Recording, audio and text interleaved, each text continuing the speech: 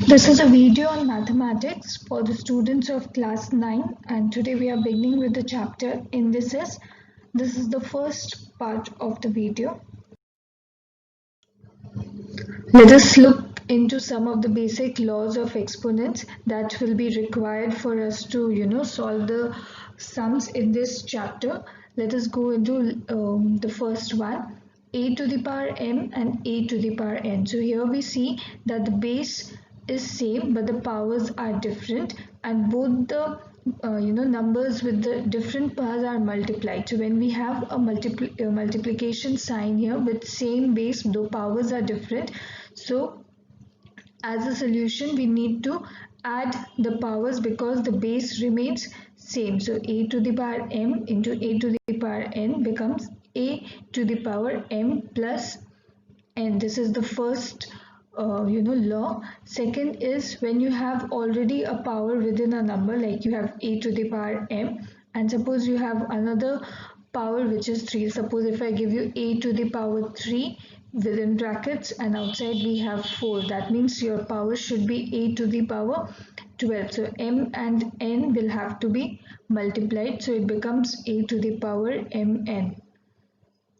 If similar base with different powers are divided, when we have division we subtract, like you have seen here. When we had multiplication we added. Similarly, if there is a division between of base with different powers, in this case we subtract the powers. Now suppose we have two different numbers with similar power, okay, but the numbers itself are different. So in this case, the numbers have to be multiplied with the same power. Like suppose if I have 2 to the power 3 and 3 to the power 3, so both the numbers have similar power, so it will become 2 into 3, that is 6 to the power 3. The power remains the same, the numbers will get multiplied.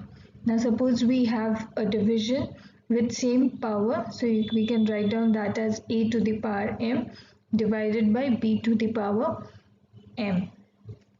Coming to the sixth law, when we have a negative power like a to the power minus n, now in order to convert it to positive, we need to change the order of the word. So here we have a as numerator and 1 is denominator. So if I want to make my power positive, I have to interchange the numerator and denominator. So it becomes 1 by a to the power n, which can also be written as 1 by a to the power n. Okay, next we have a to the power n is equal to b to the power n. Now here we see that though the numbers are different but the powers are equal. Now here we have been told that a to the power n is equal to b to the power n, where n is not equal to 0. That means we know that when bases are same, powers are same. So this goes for this also. When powers are same, so we assume that the bases are also same. So we know that a is equal to b. It is next law is continuation to the previous one. Here we have a to the power n and a to the power n. So we know that when bases are same, powers are equal. So we know that m is equal to n. Coming to the first sum, we have question number 2, a to the power minus 1 plus b to the power minus 1, which is divided by ab to the power minus 1. Now since we have a negative power, so we can make it positive by changing the order of the number. So it becomes 1 by a plus 1 by b, and this ab will become 1 by ab. Now on solving the numerator, we need to take the LCM. So your LCM will be LCM, and when you solve it you get b plus a by ab.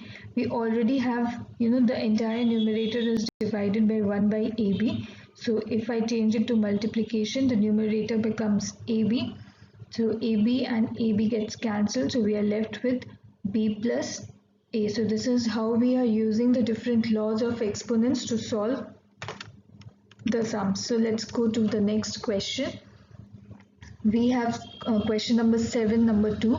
5 into 25 to the power n plus 1 minus 25 into 5 to the power 2n divided by 5 into 5 to the power 2n plus 3 minus 25 to the power n plus 1. So here we see that all the numbers can be the base can be made similar by converting them to the powers of 5. So here we have 5 into, if I write 5 square, so 5 square we know is 25, and that will be multiplied to n plus 1.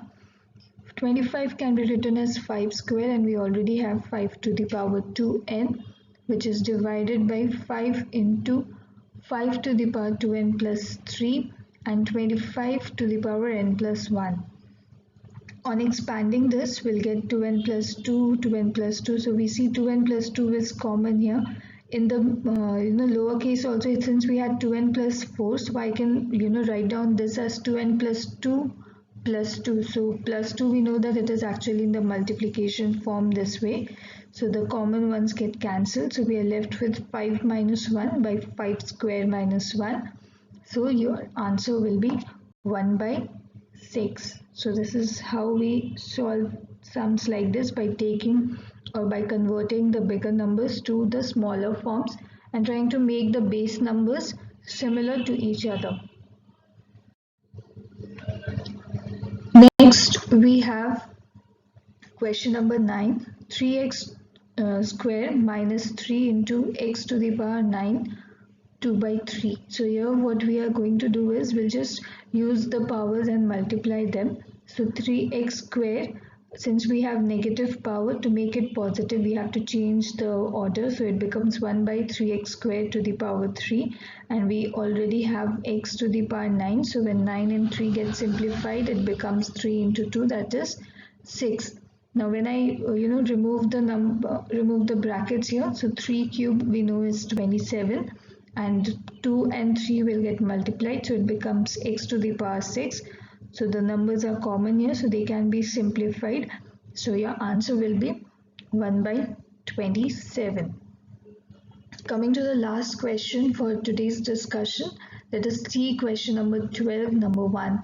Here we have 64 by 125 to the power minus 2 by 3 divided by 1 by 256 by 625 to the power 1 by 4 plus root 25 by root cube root of 64 to the power 0.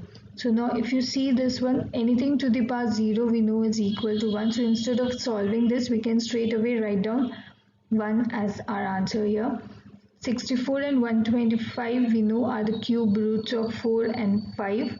So if I write down 4 cube and 5 cube, and they will ultimately get simplified to become 4 by 5 to the power minus 2. Here we have a division sign here, and 256 and 65 are to the powers of 4 and 5. So we get 4 to the power 4 by 5 to the power 4. We have 1 by 4 here. Now in order to solve our equation, so division once get converted to multiplication, it becomes 4 by 5 to the power 1 by 4, and on simplifying the numbers, or if I take the powers within the brackets outside, so it becomes 4 into 1 by 4, and your ultimate power will be 1. So here we see 4 by 5, we had already minus 2 here, and we had plus 1 here. Since they are multiplication, so the powers should be added.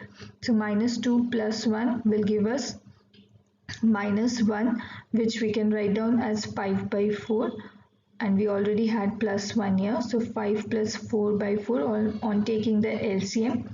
So this comes to 9 by 4, or we can also write down as 2 1 by 4. So this is all we have from the discussion today. In the next video, we'll continue with the exercise. Thank you.